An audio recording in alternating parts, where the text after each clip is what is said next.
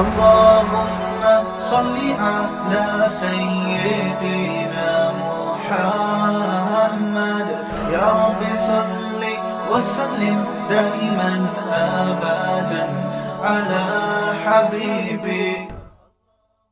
کو اللہ تعالی عمل کی توفیق عطا فرمائے. 10 محرم عاشورہ کا دن آنے والا ہے. اس حوالے سے آج بہت اہم باتیں کرنے کا ارادہ تھا.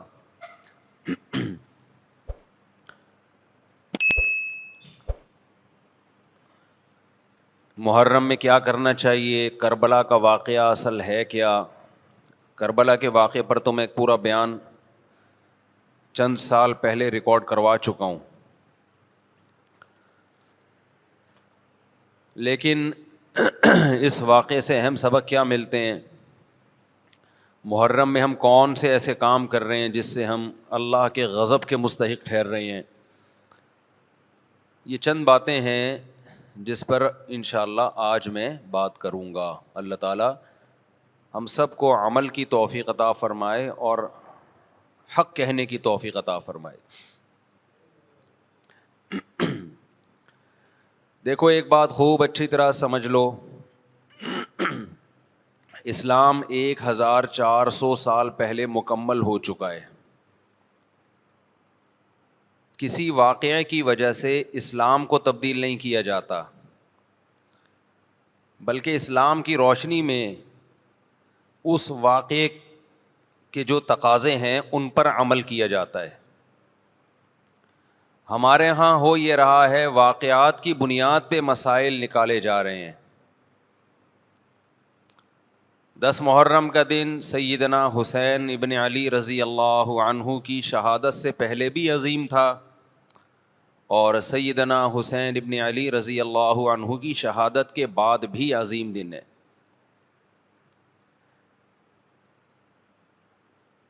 آج آپ نے ایک نعرہ بہت سنا ہوگا کہ جی اسلام میں فرقہ واریت نہیں ہے، ہم کسی فرقے سے نہیں ہیں.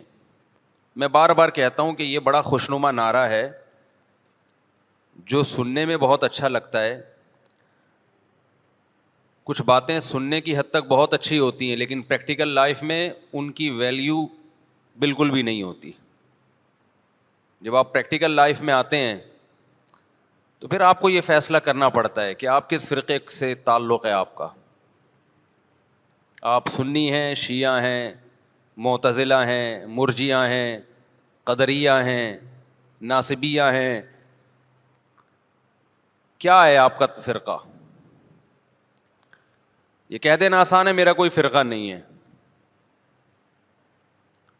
اس پر سب سے بڑا اشکال یہ ہوتا ہے، یہ میں اس لیے فرقے کی بات کر رہا ہوں کہ آپ کو بھی طے کرنا پڑے گا کہ آپ یا تو شیعہ بن جاؤ بھائی یا سنی بن جاؤ، ایک طرف ہو جاؤ آپ.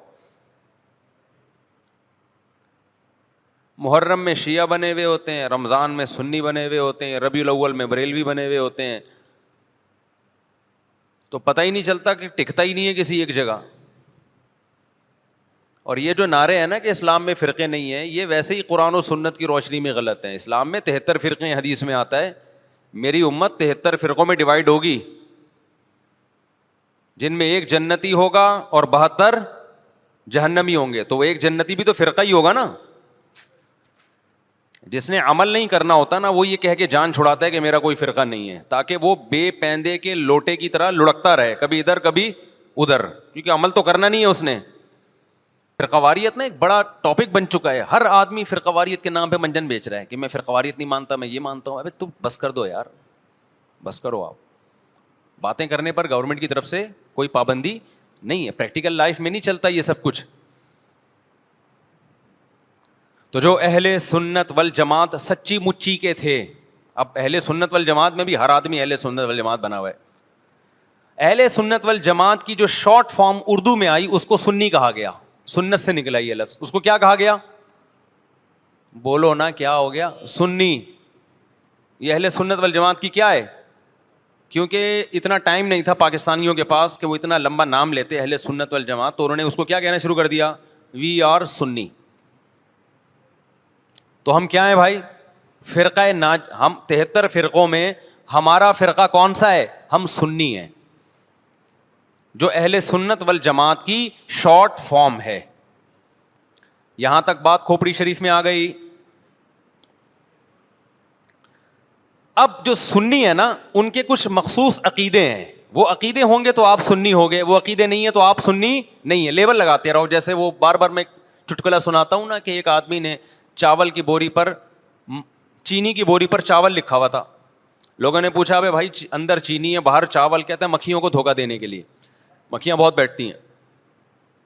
تو لیبل کیا لگا دیا چاول کا, اندر کیا ہے چینی. تو ایسے ہی بہت سے لوگ لیبل یہ لگاتے ہیں کہ اہل سنت والجماعت ہم سنی ہیں.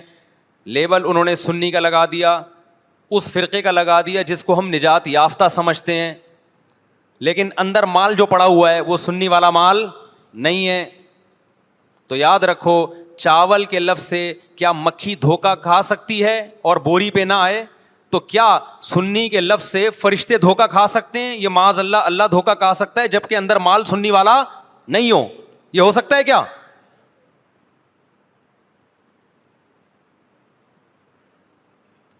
تو اس لیے میں کہتا ہوں آپ ایک چیز ہو جاؤ, یا سنی ہو جاؤ یا شیعہ ہو جاؤ یا کچھ اور ہو جاؤ. کبھی ادھر جا رہا ہے کبھی ادھر جا رہا ہے, کبھی ادھر لڑک رہا ہے. محرم میں شیعہ بن رہا ہے, ربیع الاول میں بریلوی بن رہا ہے, رمضان میں انسان کا بچہ بنتا ہے. میں یہ نہیں کہہ رہا کہ بریلوی انسان کے بچے نہیں ہیں, یعنی رمضان میں ایسا لگے گا جیسے بہت نیک آدمی. تراویح میں پہلے 3 دن دیکھو نا آپ. ابھی تو میں یہ بات ہی نہیں کر رہا کون جنتی کون جہنمی کون غلط کون صحیح, ابھی تو میں صرف یہ بتا رہا ہوں کہ اسلاف نے 73 فرقوں میں سے جو ایک جنتی ہوگا اس کو ایکسپلین کیسے کیا ہے. اگر بریلوی اس پہ پورے اترتے ہیں تو بھائی وہ جنتی ہیں. میں کسی کو جہنمی جنتی نہیں کہہ رہا, میں تو ایک کرائٹیریا بتا رہا ہوں. ہو سکتا ہے میں نہ اترتا ہوں, بریلوی بھائی پورے اترتے ہوں, شیعہ لوگ پورے اترتے ہوں.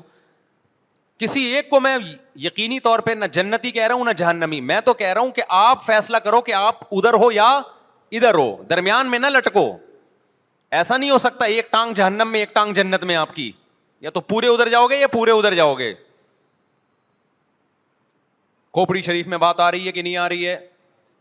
تو نبی صلی اللہ علیہ وسلم نے فرمایا جنتی فرقے کی علامت ما انا علیہ و اصحابی, جس پر میں اور میرے صحابہ ہوں.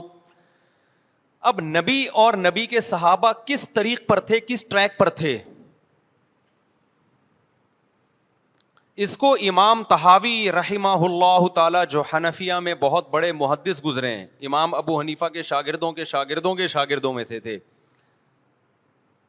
انہوں نے اس دور میں ایک کتاب لکھی عقیدہ طحاویہ کے نام سے, اور اس میں اہل سنت والجماعت کے عقائد اور ان کی بنیادی عقیدوں کو ایکسپلین کیا. ایک متن لکھا جو پوری دنیا میں مانا گیا, اور پوری دنیا کے علماء کا اتفاق ہوا کہ اہل سنت والجماعت میں داخل ہونے کے لیے ان عقیدوں کا ہونا ضروری ہے.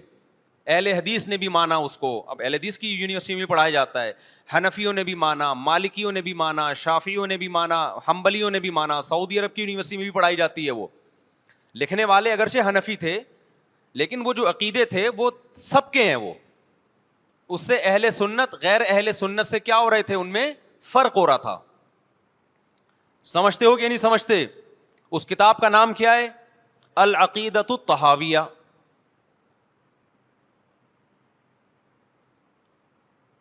وہ کتاب جو لکھی گئی ہے نا, پوری دنیا نے اس لیے مانی کہ اس میں ہر عقیدے میں قرآن اور سنت اور اجماع صحابہ, ان 3 کو بنیاد بنایا گیا ہے. قرآن سے ہو, اور قرآن کی ایسی تشریح جو حدیث مانتی ہو, اور قرآن اور حدیث کی وہ تشریح جو صحابہ مانتے ہوں. لہذا اس وقت پوری دنیا میں جو اہل حق علماء تھے ان کا اتفاق ہو گیا, اور اب تک یہ اتفاق چلا آ رہا ہے کہ جو ان عقیدوں سے ہٹے گا وہ یا تو قرآن کے راستے پر نہیں ہے, یا نبی کے راستے پر نہیں ہے, یا صحابہ کے راستے پر نہیں ہے. اٹ مینس کہ وہ اہل سنت والجماعت سے خارج ہے. خارج کہہ کے ہم اس کو کافر نہیں کہہ رہے. کافر کہنا نہ کہنا یہ ایک الگ بحث ہے. کچھ کافر ہیں کچھ کافر نہیں ہے, لیکن وہ نجات یافتہ فرقوں میں نہیں ہے. بہرحال وہ اس فرقے میں نہیں ہے جس کی نبی صلی اللہ علیہ وسلم نے جنت میں جانے کی گارنٹی لی ہے. سمجھتے ہو کہ نہیں سمجھتے ہو؟ اب ان عقیدوں میں کیا ہے بھائی؟ وہ یہ کہ اہل سنت والجماعت جب بھی کوئی مسئلہ نکالیں گے اس کی بنیاد 4 چیزیں ہوں گی: قرآن، حدیث، اجماع امت. یعنی ایسی تشریح کبھی نہیں کی جائے گی قرآن و سنت کی جو امت کے اجماع کے خلاف ہو، کیونکہ امت حدیث میں بہت دفعہ یہ ہے کہ امت گمراہی پہ جمع نہیں ہو سکتی. آپ ایسی تشریح کسی حدیث کی کر رہے ہیں جو کوئی بھی نہیں مانتا اب تک، اس کا مطلب آپ گمراہی پھیلا رہے ہیں. اور چوتھی چیز ہے قیاس. بعض مسائل قرآن و حدیث میں واضح نہیں ہیں لیکن قرآن اور حدیث میں ان کی طرف اشارے ہیں، تو مجتہد کیا کرتا ہے کہ وہ قرآن و حدیث کے ان معنی اور مضمون میں غوطے لگا کے وہ مسائل کا استنباط کرتے ہیں، زمانے کے حساب سے نئے نئے مسائل اخذ کرتے ہیں. سمجھتے ہو کہ نہیں سمجھتے؟ تو 4 اصول اہل سنت والجماعت کے: قرآن سے مسئلہ نکالا جائے گا، حدیث سے نکالا جائے گا، اجماع امت سے، اور چوتھے نمبر پہ قیاس سے. اب میں آتا ہوں اصل ٹاپک کی طرف. یہ تو پوری تمہید تھی نا. اس بات میں 2 رائے نہیں ہو سکتی کہ سیدنا حسین رضی اللہ تعالی عنہ کو جو کربلا میں شہید کیا گیا یہ کائنات کا بدترین ظلم تھا. جس نے آپ کی گردن مبارک پہ تلوار رکھی اس کی بدبختی میں 2 رائے نہیں ہو سکتی. بہت ہی کوئی شقی اور بدبخت جو نواسہ رسول صلی اللہ علیہ وسلم کے قتل کی طرف بڑھا، بہت ہی کوئی بدبخت اور بد نصیب جو کوفہ کے گورنر ابن زیاد کے کہنے پر نواسہ رسول سے لڑنے کے لیے نکلا، جو اس ظلم کو ظلم نہیں مانتا، وہ بھی اپنے آپ کو جہنم میں جانے کے لیے تیار کر رہا ہے. پھر کربلا میں ایک بڑا ظلم یہ ہوا کہ صرف سیدنا حسین ابن علی کو شہید نہیں کیا گیا، آپ کے ساتھ جتنے مرد تھے سب کو شہید کر دیا گیا. لیکن ہمیں پیغمبر صلی اللہ علیہ وسلم اور صحابہ کی سیرت میں کیا ملتا ہے؟ میں ایک آیت سے آپ کو سمجھاتا ہوں. مشرکین مکہ حضرت ابراہیم علیہ الصلاۃ والسلام کے نسب میں ہونے پر اور آپ سے محبت پہ بڑا فخر کیا کرتے تھے کہ ہم ابراہیم کی اولاد میں ہیں، ہم ابراہیم کے دین پہ ہیں. اللہ نے کیا فرمایا رسول اللہ صلی اللہ علیہ وسلم سے کہ ان اول الناس بابراہیم للذین اتبعوہ، اے نبی آپ ان سے کہہ دیجئے ابراہیم سے محبت کے خالی پیلی کے دعوے مقبول نہیں ہیں. ابراہیم کے زیادہ حقدار وہ ہیں جو ابراہیم علیہ السلام کی اتباع کرتے ہیں، اور یہ پیغمبر اور صحابہ یہ ابراہیم علیہ السلام کے دین کو فالو کرتے ہیں، اور تم ابراہیم کے دین کو فالو نہیں کر رہے، ان سے محبت کے دعوے دار ہو. تو خالی محبت کے دعوے داری اللہ کے ہاں مقبول نہیں ہے. اللہ کے ہاں وہ محبت کی دعوے مقبول ہیں جس میں آپ محبوب کو فالو کر رہے ہوں. سیدنا حسین ابن علی رضی اللہ تعالی عنہ جو جنت کے جوانوں کے سردار ہیں، آپ سے محبت کا دعویٰ اس وقت مقبول ہوگا جب آپ سیدنا حسین کی سیرت کو فالو کریں گے. رونا پیٹنا ماتم کرنا یہ سیدنا حسین اور اہل بیت کی سیرت نہیں ہے. صبر کرنا، ظالم کے سامنے ڈٹ جانا، جان کے خوف سے اپنی پالیسیوں سے پیچھے نہ ہٹنا، یہ سیدنا حسین ابن علی رضی اللہ عنہ کی سیرت ہے جو آج ہمیں کہیں بھی نظر نہیں آتی.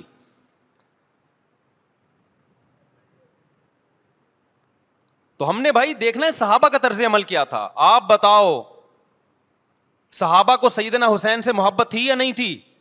کیا غم کا پہاڑ ٹوٹا ہوگا جب اطلاع ملی ہوگی کہ سیدنا حسین ابن علی اور آپ کے اصحاب اور اہل بیت کو سب کو کربلا میں شہید کر دیا گیا ہے. کیا قیامت گزری ہوگی. کوفہ سے ایک شخص آیا نا عبداللہ بن عمر سے پوچھنے لگا جو مارنے پر دم کا مسئلہ. انہوں نے فرمایا تم نے پیغمبر کے نواسے کو قتل کر دیا اور مسئلہ یہ پوچھ رہے ہو کہ جو مارنے پر دم آئے گا کہ نہیں آئے گا. ایک طرف تم نے پیغمبر کے نواسے کو قتل کر دیا کربلا میں، اور اب ہم سے آ کے مسئلہ پوچھتے ہو جو مارنا جائز ہے یا نہیں ہے. صحابہ کے ہاں یہ غم کم غم نہیں تھا. دیکھو حضرت معاویہ رضی اللہ تعالی عنہ کے ہاتھ پہ بھی حضرت حسین نے بیعت نہیں کی, لیکن بغاوت بھی نہیں کی. کیوں؟ بغاوت سے فتنے کا اندیشہ تھا.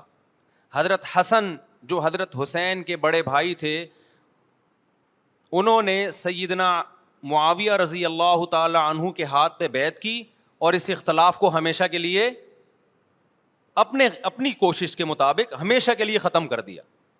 ختم ہوا نہیں ہوا ایک الگ بحث ہے, لیکن حضرت حسن کا مقصد کیا تھا کہ مسلمانوں کی دو جماعتوں کو میں آپس میں لڑتا ہوا نہیں دیکھ سکتا. لوگوں نے کہا آپ خلافت کے حقدار ہیں, آپ نے فرمایا میں دستبردار ہوتا ہوں سیدنا معاویہ کے حق میں.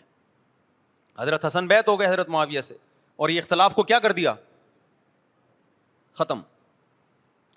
حضرت حسین بیعت نہیں ہوئے, لیکن حضرت حسین نے بغاوت بھی نہیں کی. ہر ایک کی اپنی رائے تھی, حضرت حسن کی اپنی رائے تھی. ان کا خیال تھا کہ بیعت ہونا مسلمانوں کے لیے زیادہ مفید ہے, ایک پاورفل حکومت ہوگی, ایک طاقتور ریاست ہوگی, ورنہ لڑتے رہیں گے آپس میں. حضرت حسین کا موقف یہ تھا کہ میں بغاوت تو نہیں کروں گا لیکن بیعت بھی نہیں ہوں گا, کیونکہ اگر بیعت ہو گیا تو اس سے جو خلفائے راشدین کے دور میں جو خلیفہ کی سلیکشن کا طریقہ تھا وہ طریقہ ختم ہو جائے گا. تو میں اگر اس طریقے کو نہیں لا سکتا تو اس کے خلاف کو پروموٹ بھی نہ کروں میں. یہ بھی ایک رائے تھی. میں سمجھا پا رہا ہوں اپنی بات؟ بھائی رائے کا اختلاف ہوتا ہے نا. نبی صلی اللہ علیہ وسلم نے فرمایا اذا اجتہد المجتہد فإن اصاب فلہ اجران وإن اخطأ فلہ اجر واحد.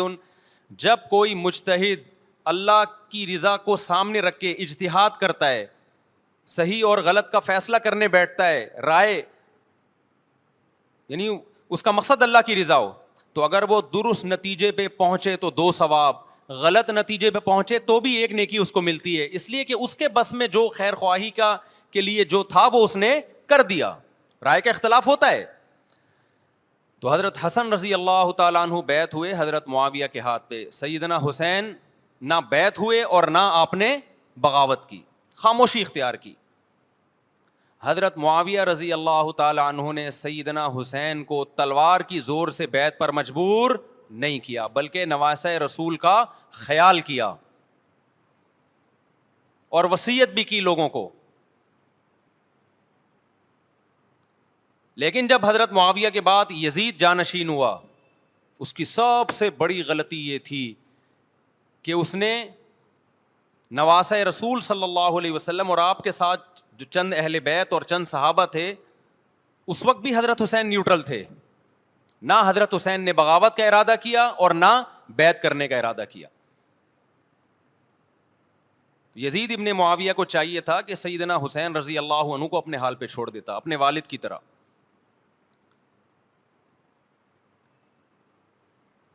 حضرت حسین رضی اللہ تعالیٰ عنہ کو جب کوفہ سے خطوط آئے, یہ میں وضاحت اس لیے کر رہا ہوں کہ حضرت حسین بغاوت کے لیے نہیں نکلے تھے, اس مسلمان حاکم کے خلاف بغاوت کے لیے نہیں نکلے تھے, کیونکہ رسول اللہ صلی اللہ علیہ وسلم کی بہت ساری صحیح حدیث ہے اس بارے میں کہ جو باغی ہے, جو ریاست کے خلاف بغاوت کرتا ہے, اس کو نبی صلی اللہ علیہ وسلم نے اس عمل کو پسند نہیں کیا. تو حضرت حسین رضی اللہ تعالیٰ عنہ کو کوفہ سے خطوط آئے کہ یہاں سارے کے سارے لوگ آپ کے ہاتھ پہ بیعت کرنے کے لیے تیار ہیں. ظاہر ہے جب کسی علاقے کے لوگ دارالخلافہ ہو اور سب بیعت ہونے کے لیے تیار ہوں تو پھر آپ کا جانا یہ بغاوت کا عمل نہیں کہلاتا. حضرت حسین رضی اللہ تعالیٰ عنہ اہل بیت کے ساتھ نکلے. کربلا میں جب پہنچے, مشہور واقعہ آپ 20 دفعہ سن چکے ہیں, وہاں جا کے آپ کو اطلاع ہوئی کہ وہ خبر غلط تھی اور عبید اللہ بن زیاد نے ایک پورا لشکر بھیجا سیدنا حسین رضی اللہ تعالیٰ عنہ کو مجبور کرنے کے لیے کہ میرے ہاتھ پہ آپ زبردستی بیعت ہو جائیں. حضرت حسین رضی اللہ تعالیٰ عنہ نے مطالبے رکھے کہ یا تو مجھے واپس جانے دیا جائے, اور اگر بیعت کرنا ہی ہے تو میں دمشق میں امیر کے ہاتھ پہ جا کے بیعت کروں گا. بہت معقول مطالبے تھے یہ. میرا مقصد ابھی کربلا کا واقعہ بیان کرنا نہیں ہے, اس پہ بہت کچھ کہا جا چکا ہے, خود میرا بھی بیان اس پہ تفصیل سے ہو چکا ہے. اس کے بعد بھی سیدنا حسین رضی اللہ تعالیٰ عنہ کو مجبور کرنا کہ عبید اللہ بن زیاد جو بدبخت انسان جو قاتل تھا اہل بیت کا, اسی کے ہاتھ پہ لازمی بیعت ہوں, جبکہ وہ امیر بھی نہیں ہے, وہ گورنر ہے ایک علاقے کا. تو نواسہ رسول کا خیال نہ کرنا یہ بدترین ظلم تھا جو اس وقت حکومت سے ہوا ہے. حضرت حسین رضی اللہ تعالیٰ عنہ, دیکھو نبی صلی اللہ, آج ہم دیکھتے ہیں کہ جو بڑا آدمی ہوتا ہے نا, اس کی قربانیاں ہوتی ہیں, اس کی بڑی بڑی قربانیاں ہوتی ہیں. چھوٹے اپنے بڑوں کی قربانیوں کو کیش کراتے ہیں. آپ نے دیکھا ہوگا فلاں نے بڑی قربانیاں دی اور بچے موج کر رہے ہیں, دیکھا نا آپ نے. لیکن اللہ تعالیٰ نے رسول اللہ صلی اللہ علیہ وسلم کے نسب کو اس سے محفوظ کیا. ہمارے نبی کے 2 بیٹے حسن حسین, آپ کی نسل حضرت فاطمہ سے چلی ہے, دونوں شہید ہوئے ہیں. اس میں بہت بڑی حکمت تھی کہ پیغمبر صلی اللہ علیہ وسلم نے سب سے پہلے تربیت اپنے گھر والوں کی ہے. آج لوگ باہر فنٹر بنے ہوئے ہوتے ہیں, تبلیغیں کر رہے ہوتے ہیں, اپنے گھر کی ان کو پرواہ نہیں ہوتی. نبی صلی اللہ علیہ وسلم نے سب سے پہلے جو تربیت کی ہے, کس کی ہے؟ حضرت حسن اور حسین کی ہے. تو جب کربلا میں آپ کو چاروں طرف سے گھیر لیا گیا اور آپ کو مجبور کیا گیا کہ آپ نے ابن زیاد کے ہاتھ پہ بیعت کرنا ہے, تو آپ نے اس ذلت کو گلے لگانے سے انکار کر دیا. آپ کو 100% یقین تھا کہ اتنے بڑے لشکر کے سامنے میں ٹھہر نہیں سکتا, اسباب کی دنیا میں فتح کی امید نہیں ہے. لیکن حضرت حسین رضی اللہ تعالی عنہ نے لڑنے کا فیصلہ کر کے اور شہادت کو قبول کرنے کا فیصلہ کر کے ابن زیاد اور اس زمانے کے حکمران جو اس قتل پہ راضی تھے, قیامت تک کے لیے ان پہ لعنت کے سلسلے کا دروازہ کھول دیا. بعض دفعہ اللہ بھی یہ چاہتے ہیں کہ بدبختوں کو ڈھیل ملے تاکہ ان کا جرم سنستدرجہم من حیث لا یعلمون. قرآن کہتے ہیں نا ہم ان کو ڈھیل دیں گے, ان کو برائی میں ہم آگے بڑھنے دیں گے, ایسے بڑھنے دیں گے کہ ان کو خود بھی پتہ نہیں چلے گا, تاکہ قیامت کے دن ان کا عذاب ان کو کئی گنا بڑھا کر دیا جائے. اب میرے بھائی ہمارے لیے کیا سبق ملتا ہے؟ جب یہ واقعہ ہوا عالم اسلام میں کوہرام مچ گیا, لیکن کیا اس واقعے کے بعد اہل بیت کی جو مقدس اور پاکیزہ عورتیں تھیں, کیا انہوں نے نوحہ کیا یا صبر کیا؟ آپ کا ضمیر کیا کہتا ہے, انہوں نے نوحے پڑے ہوں گے یا صبر کیا ہوگا؟ بولو بھائی, صبر کیا. عبداللہ بن عمر رضی اللہ تعالیٰ عنہ جو کوفہ والوں کو ملامت کیا کرتے تھے کہ تم جو مارنے کے مسئلے ہم سے پوچھتے ہو, تم نے حسین کا قتل کر دیا. تو یہ حضرت ابن عمر نے اسی لیے کہا نا کہ آپ کو اس کا غم ہوا تھا.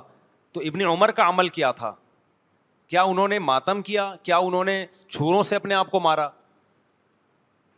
حضرت حسین کا قتل بھی ظالمانہ, اور اس سے پہلے سیدنا عثمان کا قتل بھی ظالمانہ. اگر نوحہ یا ماتم جائز ہے تو حضرت عثمان کی شہادت کے دن بھی جائز ہے, حضرت حسین کی شہادت کے دن بھی جائز ہے. اور اگر ناجائز ہے تو جیسے عثمان کی شہادت کے دن ناجائز, حسین کی شہادت کے دن بھی ناجائز ہے. سمجھ میں آ رہی ہے بات کہ نہیں آ رہی ہے؟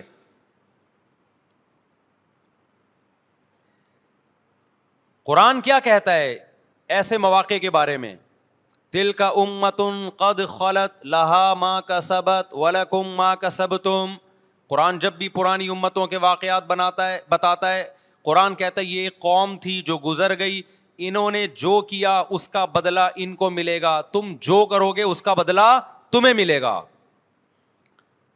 تو ہمیں اللہ نے اس واقعے میں بھی بتا دیا کہ سیدنا حسین کا واقعہ, کربلا کا واقعہ جب سنا کرو تو یہ سوچا کرو یہ قوم تھی جو گزر گئی, جس نے اچھا کیا, حسین ابن علی نے اچھا کیا, ان کو اس اچھائی کا بدلہ ملے گا. اور جو حضرت حسین کے قتل کے حضرت سیدنا حسین کے مبارک خون سے جن کے ہاتھ آلودہ ہوئے, کیونکہ قتل کیا نا انہوں نے, تو لہا ما کسبت, ان کو اس ظلم کا بدلہ بھی ملے گا. تو ہمارا کام کیا ہے؟ ہم نے فالو کرنا ہے حسین کے راستے کو, نہ کہ حسین کے نام پہ ہم نے ماتم کرنے ہیں. حسین کا راستہ کیا ہے جس کو ہم نے فالو کرنا ہے؟ اب میں چند چیزیں آپ کو بتاتا ہوں. سب سے پہلا سبق جو ہمیں کربلا میں ملتا ہے کہ عزت اور دین, ایک طرف دنیا ہے. دیکھو اگر حضرت حسین رضی اللہ تعالیٰ عنہ ابن زیاد کے ہاتھ پہ جا کے بیعت ہو جاتے, آپ کیا سمجھتے ہو بے تحاشا مال و دولت حضرت حسین پہ خرچ نہیں کرتا کیا وہ؟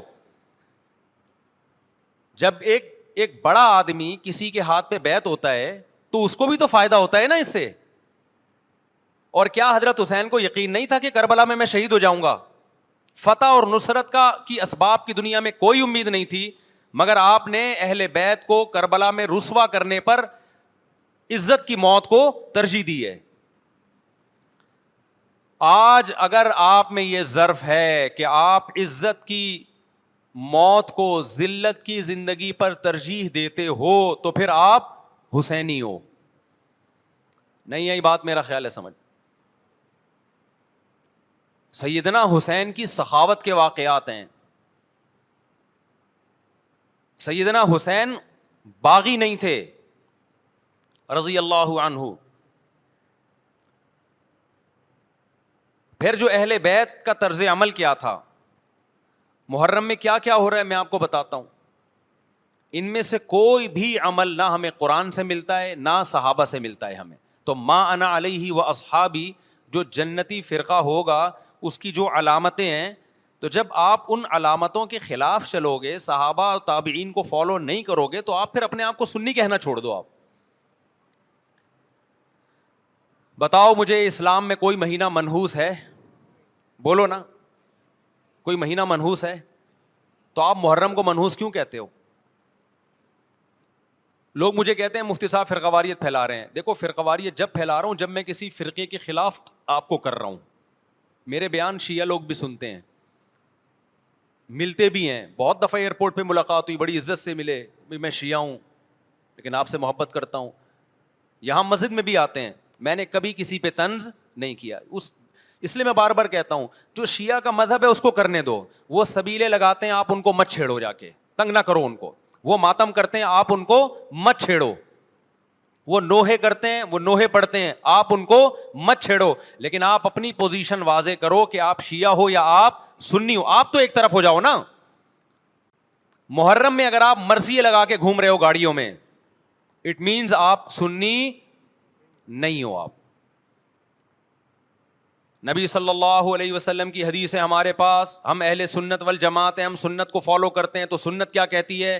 میتوں پہ گریبان چاک کرنا، میتوں پہ چیخ و پکار کر کے رونا۔ آپ نے فرمایا لیس منا، وہ ہم میں سے نہیں ہے۔ اور اس عمل پہ آپ صلی اللہ علیہ وسلم نے لعنت فرمائی ہے۔ لوگ کہتے ہیں حسین کی یاد میں رونا نبی کی سنت ہے۔ نبی صلی اللہ علیہ وسلم کو جب جبریل نے بتایا کہ حسین شہید ہوں گے، آپ روئے، اس لیے کہ اس وقت آپ کو یہ خبر ملی تھی۔ لیکن کیا ہر محرم میں آپ نے رونے کا پروگرام کیا ہے؟ یا صحابہ کو بیٹھ کے باقاعدہ رلایا ہے آپ نے؟ کیا ہو گیا بھائی؟ آپ کو بھی جب کربلا کا واقعہ کی خبر ملی، آپ کی آنکھوں میں آنسو آ جائے، یہ نیچرل ہے، یہ حسین سے محبت کی علامت۔ لیکن ہر محرم میں باقاعدہ بٹھا کے رونے کا پروگرام کرنا، یہ حسین سے محبت کی علامت نہیں ہے، بلکہ شریعت میں ناجائز ہے یہ غموں کو بڑھانا۔ یہ کہاں سے جائز ہو گیا؟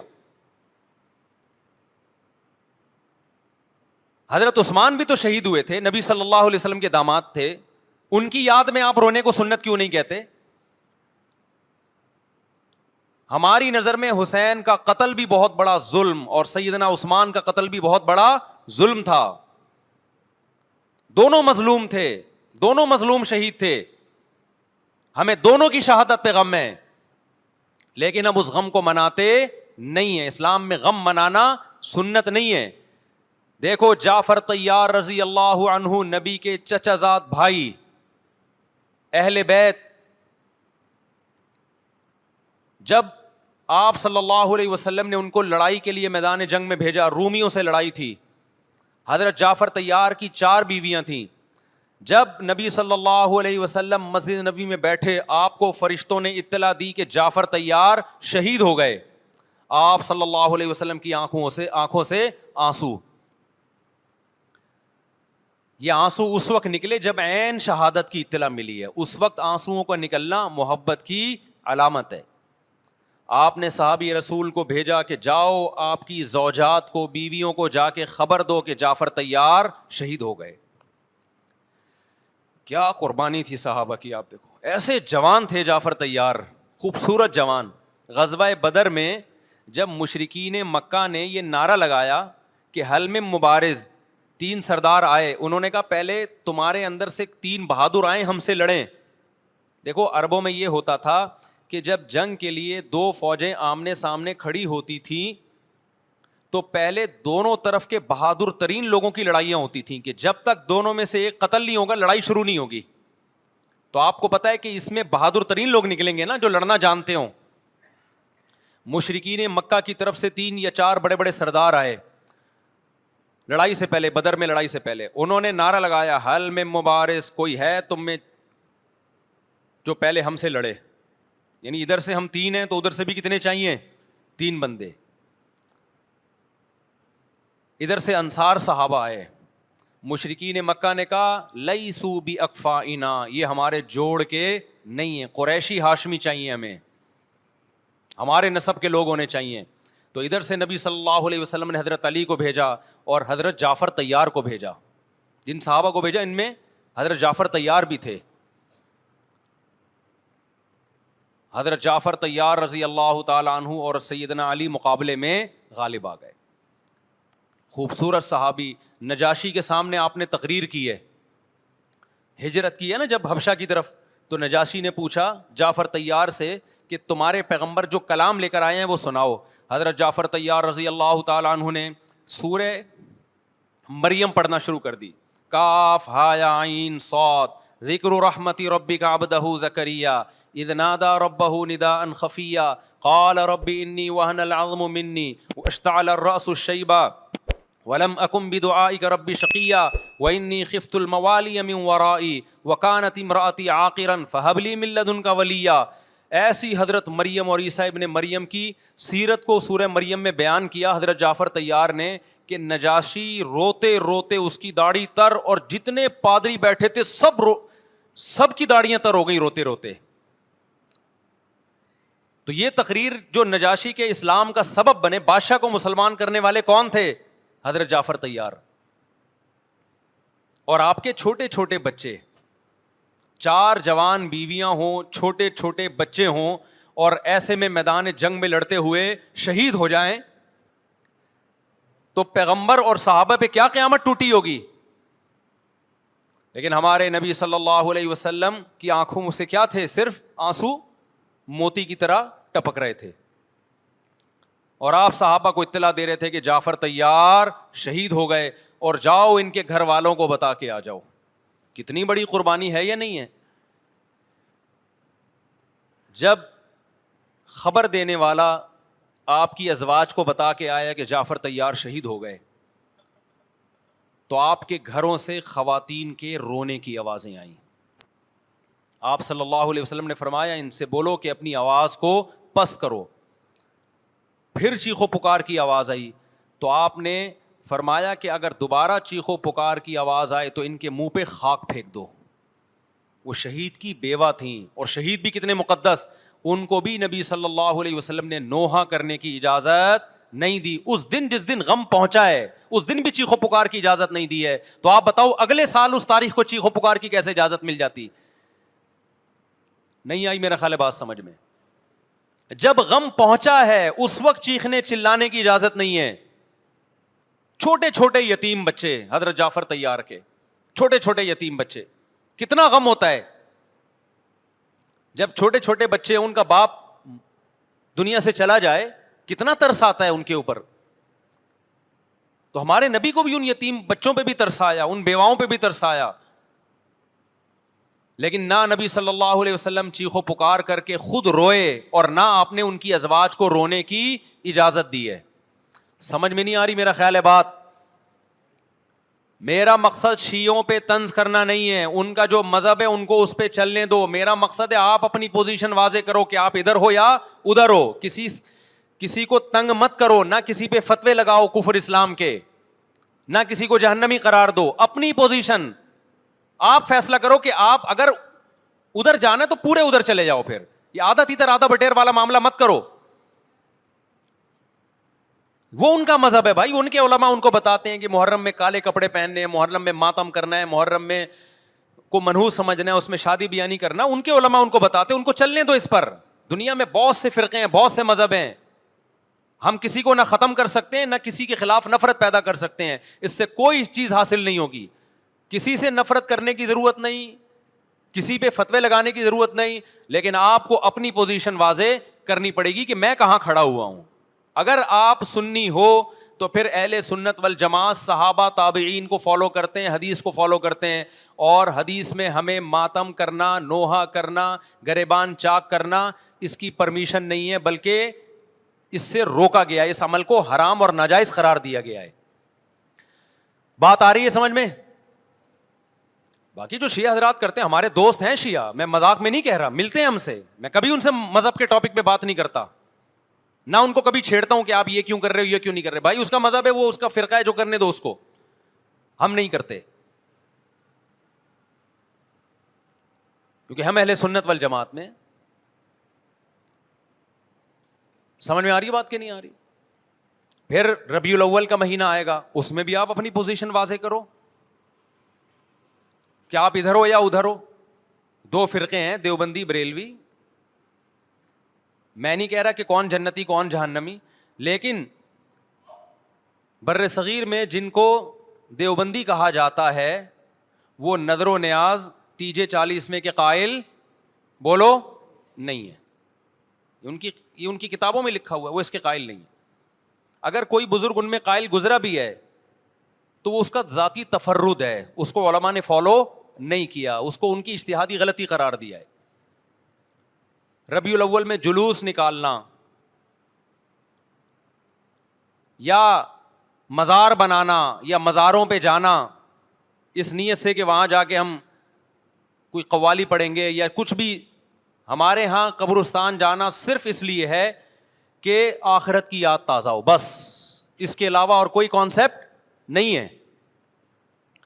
ہمارے ہاں قبر ایک بالش سے زیادہ اونچی بنانا جائز بولو نا نہیں ہے, قبر پکی کرنا جائز نہیں ہے, تیجے 40 میں کرنا جائز بولو نہیں. آج ایک صاحب آئے, کہنے لگے میری ساس کا 40واں ہے, فجر میں کہنے لگے مجھے, کہہ رہے میں نہیں گیا تو بڑا مسئلہ ہو جائے گا.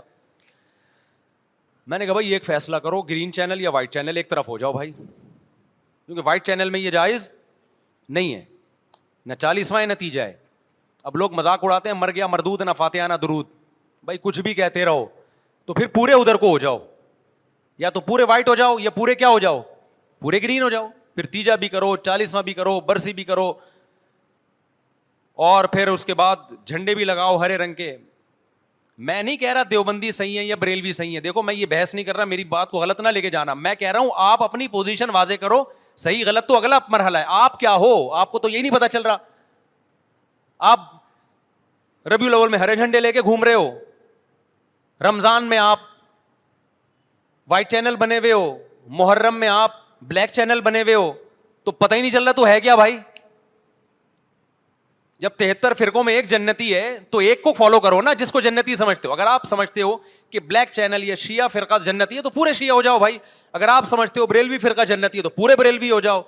تو جس کو سمجھتے ہو وہ بن جاؤ, لیکن پورے بنو, ادھورے مت بنو, آدھا آدھا نہ لو. بات سمجھ میں آ رہی ہے؟ میں پھر بتا رہا ہوں, نہ میں کسی کو جنتی کہہ رہا ہوں نہ جہنمی. میں یہ نہیں کہہ رہا دیوبندی جنت میں جائیں گے یا بریلوی جائیں گے یا شیعہ جائیں گے, یہ تو اللہ فیصلہ کرے گا. ہم تو وہ کریں گے جو ہماری کھوپڑی میں آ رہا ہے. ہماری کھوپڑی میں یہ آ رہا ہے کہ جس کو بھی کرو تو ایک کو کرو پورا, تاکہ ایک طرف ہو جاؤ. آدھے تیتر آدھے بٹیر مت بنو آپ, اور دوسرے کو چھیڑو بھی نہیں, چھیڑنے کی بھی ضرورت نہیں ہے. کوئی جو کر رہا ہے کہ بھائی اس کا مذہب ہے. دیکھو ہندو مندر میں جاتا ہے نا, ہماری رائے کے مطابق صحیح کر رہا ہے غلط کر رہا ہے, غلط کر رہا ہے, لیکن ہم چھیڑتے ہیں کیا؟ اسلام نے اجازت دی اس کو چھیڑنے کی کہ ہندو جا رہا ہے اس کو پکڑ کے لا کیوں جا رہا ہے بھائی؟ اسلام بولا بھائی لکم دینکم ولی دین, تمہارے لیے تمہارا دین, ہمارے لیے ہمارا دین. لا اکراہ فی الدین, دین میں زبردستی نہیں ہے, جو کر رہا ہے اس کو کرنے دو. تبھی اسلامی تاریخ میں کوئی ایک مندر بھی ہمارے علم میں نہیں ہے کہ اس میں ہندوؤں پہ پابندی لگی ہو کہ مندر نہیں جا سکتے. جب تک اسلامی حکومتیں رہی ہیں, ہندوستان میں 1000 سال مسلمانوں نے حکومت کی ہے. اگر ہندوؤں کو مندر جانے سے روک دیتے تو آج یہ مندر ختم ہوتے. اسلامی حکومت جب ختم ہوئی ہے تو بھی مندر لاکھوں کی تعداد میں مندر تھے. اسلام مسجد جانے کا حکم دیتا ہے یا چرچ جانے کا؟ بولو. مسجد. چرچ جانے کو غلط سمجھتا ہے کیونکہ وہاں غیر اللہ کی, عیسیٰ ابن مریم کی عبادت ہو رہی ہے. لیکن کیا اسلام آپ کو پرمیشن دیتا ہے کہ کوئی عیسائی چرچ جا رہا ہو تو آپ اس کو روکو کہ تو کیوں جا رہا ہے بے, مسجد میں آ؟ اجازت دیتا ہے؟ یا اسلام یہ کہتا ہے کہ اس سے بدتمیزی شروع کر دو آپ؟ بولو کیا ہو گیا؟ آپ کو سبق یاد کرا رہا ہوں میں. بدتمیزی شروع کر دو, یا اسلام یہ اجازت دیتا ہے کہ اس سے اچھا سلوک نہ کرو؟ قطعاً اجازت نہیں, بلکہ قرآن تو کہہ رہے ہیں ان اللہ یحب المقسطین, جو غیر مسلم تم سے لڑ نہیں رہے میدان جنگ میں, ان سے تمہیں اچھا سلوک کرنا پڑے گا, کیونکہ اللہ اچھا سلوک کرنے والوں کو پسند کرتا ہے. صحابہ کرام غیر مسلموں کو بھی ہدیے دیا کرتے تھے, نبی صلی اللہ علیہ وسلم نے یہودیوں کو بھی ہدیے دیے ہیں. تو جو مذہب اسلام کی طرف منسوب نہیں ہے, جب ہمیں ان سے اچھے سلوک کا حکم ہے, تو جو مذہب اسلام کی طرف منسوب ہیں, قطع نظر اس سے کہ وہ اس دعوے میں سچے ہیں یا جھوٹے, یہ تو بحث ایک الگ ہے, لیکن نسبت کس کی طرف کر رہے ہیں؟ اسلام کی طرف. تو ہمیں ان سے بدتمیزی بدسلوکی کی کہاں سے اجازت ہوگی؟ تو میں نہیں کہہ رہا کہ آپ شیعہ بریلویوں سے دشمنی کرنا شروع کر دو, ان کی دعوتیں اٹینڈ نہ کرو, ان سے کاروبار چھوڑ دو, یا ان کو جا جا کے تنگ کرو, کیوں سبیل لگا کے بیٹھے ہو, کیوں ماتم کر رہے ہو, یہ کام مت کرو آپ. ہمارا ملک اس فرقہ واریت کا متحمل نہیں ہے, سے فساد پھیلتا ہے. لیکن اپنی پوزیشن آپ واضح کرو, ایک لکیر ہے آپ کھینچ دو. اگر کوئی شخص آپ کے سامنے صحابہ کو برا بھلا کہتا ہے, آپ بولو بھائی یہ میری باؤنڈری کیا ہو رہی ہے, کراس. میرے سامنے آپ کو ان بزرگوں کے خلاف بولنے کی اجازت نہیں ہے جن سے مجھے عقیدت ہے. اگر یہ کام آپ نے کیا تو ہماری اور آپ کی راہیں الگ الگ. آپ کا جو مذہب ہے بھائی, آپ بند کمرے میں, آپ کے امام بارگاہ میں, آپ کے مسجدوں میں, یا جہاں بھی ہے, وہ آپ کا نجی معاملہ ہے. ہمارے سامنے آپ نے کوئی ایسی بات نہیں کرنی جو ہمارے عقیدے کے خلاف ہو, تو آپس میں دوستی رہے گی. اب دیکھو عیسائی آپ سے ملتا ہے, آپ گپ شپ کرتے ہو, کھانا کھاتے ہو, لیکن عیسائی بار بار بولے میں آپ کے نبی کو نہیں مانتا, میں آپ کا نبی, آپ بولے گا بھائی تو نہیں مانتا تو ہم نے کب کہا کہ مان تو, لیکن میرے سامنے بار بار کیوں کہہ رہے کہ میں تیرے نبی کو نہیں مانتا؟ یہاں سے آپ کی اس کی دوستی کیا ہو جائے گی پھر؟ ختم. تو غیر مسلموں کو بھی دو قسمیں, کسی بھی مسلک کے لوگوں سے ملو, کسی بھی فرقے کے لوگوں سے ملو, کوئی جھگڑا نہیں, کوئی بحث نہیں, ایک دوسرے کو کھانا بھی ہے, ایک دوسرے کو کھلانا بھی ہے, ایک دوسرے سے کھانا بھی ہے, ایک دوسرے کی دعوتوں میں بھی شرکت کرنی ہے. جہاں مذہب کا معاملہ آئے تو پھر آپ کسی سے بحث نہ خود کرو, نہ کسی کو کرنے کی اجازت دو. اگر کوئی کچھ سیکھنا چاہتا ہے تو آپ بولو بھائی علماء کے پاس آ جاؤ, آپ کو کوئی اشکال ہے تو ہم وہاں آپ کا اشکال حل کر دیں گے. اس سے آگے بڑھنے کی کوشش بولو مت کرو, اس سے ملک میں امن ہوگا. باقی فرقے ہمیشہ سے ہیں بھائی, آج کوئی نئے تھوڑی ہیں, اور یہ ہمارا کام تھوڑی ہے فرقے ختم کرنا. یہ تو عیسیٰ ابن مریم جب نازل ہوں گے, حضرت مہدی آئیں گے, وہ تلوار کی طاقت سے ختم کریں گے, ان کے پاس یہ اتھارٹی ہوگی کہ وہ فرقوں کو ختم کریں. آپ نے یہ کرنا ہے کہ دوسرے کے مسلک کو چھیڑنا نہیں ہے اور اپنا چھوڑنا نہیں ہے. مسئلہ آپ کے ساتھ یہ ہو رہا ہے کہ دوسرے کو چھیڑ بھی رہے ہو اور اپنا چھوڑ بھی رہے ہو, دونوں الٹے کام کر رہے ہو. ایک طرف بحث کر رہے ہوتے تم ایسے, اور دوسری طرف وہی بنے ہوئے ہوتے تھوڑے دنوں میں جا کے. ہاں وہ بتا رہا ہوں, وہ نظر و نیاز والی نہیں, وہ سب کو پتا ہے. ہاں ایسی دعوت نہ ہو جس میں بدعت کی تائید ہو. تو آپ جو کر رہے ہو نا, وہ یہ کر رہے ہو دوسرے کو چھیڑ بھی رہے ہو, جس سے ملک میں بدامنی پھیل رہی ہے. تقریریں سنو, شیعہ ایسے, بریلوی ایسے, دیوبندی ایسے, اہل حدیث ایسے, تقریروں سے کیا پھیل رہی ہے؟ نفرتیں. اور پھر محرم میں آپ خود شیعہ بنے ہوئے ہوتے ہو, ربیع الاول میں آپ گرین چینل بنے ہوئے ہوتے ہو, اور رمضان میں آپ وائٹ چینل بنے ہوئے ہوتے ہو. سعودی عرب میں سارے وائٹ ہو جاتے ہیں جا کے, سعودی عرب جو بھی جاتا ہے سارا وائٹ چینل. پیغمبر کی قبر پہ کوئی دھمال نہیں, کوئی قوالیاں نہیں, وہاں کھڑے ہوں گے تمیز سے سلام پیش کر کے آگے نکل جائیں گے. وہاں کوئی چیخو پکار نہیں, وہاں جا کے سارے کیا ہو جاتے ہیں؟ وائٹ, کیونکہ وہاں حکومت کا ڈنڈا ہے. ٹھیک ہے نا, تو گورنمنٹ کے پاس تو یہ اختیار ہے بھائی ڈنڈا چلائے, ہمارے پاس یہ اختیار نہیں. ہم تو تمیز سے بات کریں گے, سمجھائیں گے, محبتیں پھیلائیں گے, کیونکہ جب عوام ڈنڈا چلاتی ہے تو اس سے اصلاح کم اور فساد زیادہ ہوتا ہے. تو میں بار بار کہہ رہا ہوں بھائی دوستیاں رکھو, کوئی دفتروں میں شیعہ سنی لڑائی نہ ہونے دو, یہ غلط ہے. محبتیں پھیلاؤ لیکن مسلک کو چھوڑنا نہیں ہے. جب کوئی آپ سے کہے محرم میں یہ کام کرو, بولو بھائی ہم چونکہ اہل سنت والجماعت میں سے ہیں, ہم چونکہ سنی ہیں, لہذا ہمارے ہاں کوئی مہینہ ہمارے مذہب کے مطابق منحوس نہیں ہے. پھر کوئی آپ کو اصرار کرے نہیں یہ نہیں یہ نہیں ہے, آپ بولو بھائی ہم تم پہ اپنا مسلک تھوپ رہے ہیں کیا؟ تم جلوس نکالتے ہو, تم ماتم کرتے ہو, ہم تو نہیں تمہیں روکتے آ کے, بلکہ گورنمنٹ تمہیں تحفظ دیتی ہے, سیکیورٹی دیتی ہے گورنمنٹ تمہیں. تو جب ہم اپنا مسلک تم پہ نہیں تھوپتے تو تم اپنا مسلک ہم پہ کیوں تھوپ رہے ہو بھائی؟ تو ہم محرم میں بھی شادی کریں گے, ربیع الاول میں بھی کریں گے, سفر میں بھی کریں گے, رمضان میں بھی کریں گے. ہم نے تو 4 کرنی ہے. ہم مہینوں کے حساب سے شروع کر دیں تو پھر ہمارے تو بڑے مسئلے ہو جائیں گے بھائی. سمجھ میں آ رہی ہے بات کہ نہیں آ رہی؟ حضرت جعفر طیار اہل بیت میں سے تھے. کتنی زوجات تھیں؟ 4 تھیں. حضرت علی کی کتنی تھیں ایک وقت میں؟ حضرت فاطمہ کے دنیا سے جانے کے بعد 4 تھیں. یہ بھی ہے سنت میں. نکاح کو فروغ دو, یہ اہل بیت کا طریقہ ہے تاکہ سوسائٹی میں زنا کم ہو, بیوہ طلاق یافتہ عورتوں کو ٹھکانہ ملے. خیر, تو اب میں بات سمیٹ کے ختم کر رہا ہوں. لوگ کہتے ہیں محرم میں ہم نکاح کیوں کریں بھائی, فرض واجب تو نہیں ہے نا, چلو حرام نہیں ہے لیکن فرض بھی تو نہیں ہے نا.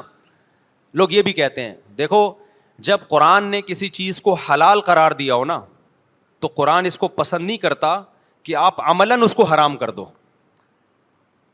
دیکھو, مشرکین مکہ کیا کرتے تھے, بتوں کے نام پہ جانور چھوڑتے تھے, پھر ان کا گوشت نہیں کھاتے تھے.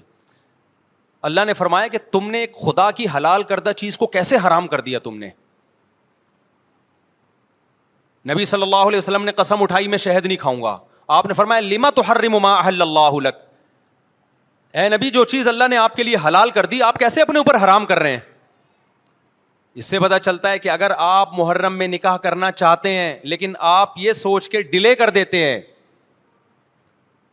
کہ بھائی اس مہینے میں لوگ نکاح کو برا سمجھتے ہیں, تو یہ ڈیلے کرنا آپ کے لیے ناجائز ہوگا. کیونکہ لما تحرم ما احل اللہ لک, اللہ نے جس چیز کو تمہارے لیے حلال کیا تم نے کس دلیل کی بیس کے پر اپنے اوپر پابندی لگائی ہے اس پر. ایک تو ہے نا کسی کو شادی کا خیال ہی سفر میں آ رہا ہے, ربیع الاول میں آ رہا ہے, وہ تو ایک الگ بات ہے, لیکن اس کا نکاح محرم میں ہونا تھا, صرف محرم کی وجہ سے وہ ڈیلے کر رہا ہے کہ جی میں ربیع الاول میں لے کے جاؤں گا. یہ ڈیلے کرنا قرآن و سنت پہ زیادتی ہے یا نہیں ہے؟ یہ اللہ کے حلال کو عملاً حرام کرنا ہے یا نہیں ہے؟ نہیں ہے بات سمجھ میں؟ پھر اگر کوئی شیعہ آپ سے کہتا ہے کہ بھئی آپ ہمیں چھیڑنے کے لیے یہ کام کر رہے ہو, آپ بولو نہیں بھائی ہم آپ کو چھیڑنے کے لیے نہیں کر رہے, آپ کا مسلک ہے, آپ اس پر عمل کریں, ہمیں اس پہ کوئی اعتراض نہیں ہے. لیکن ہم کس کے پر عمل کریں گے؟ ہم اہل سنت والجماعت ہیں. کتنے صحابہ ہیں, خود نبی کی نکاح محرم میں ہوا ہے.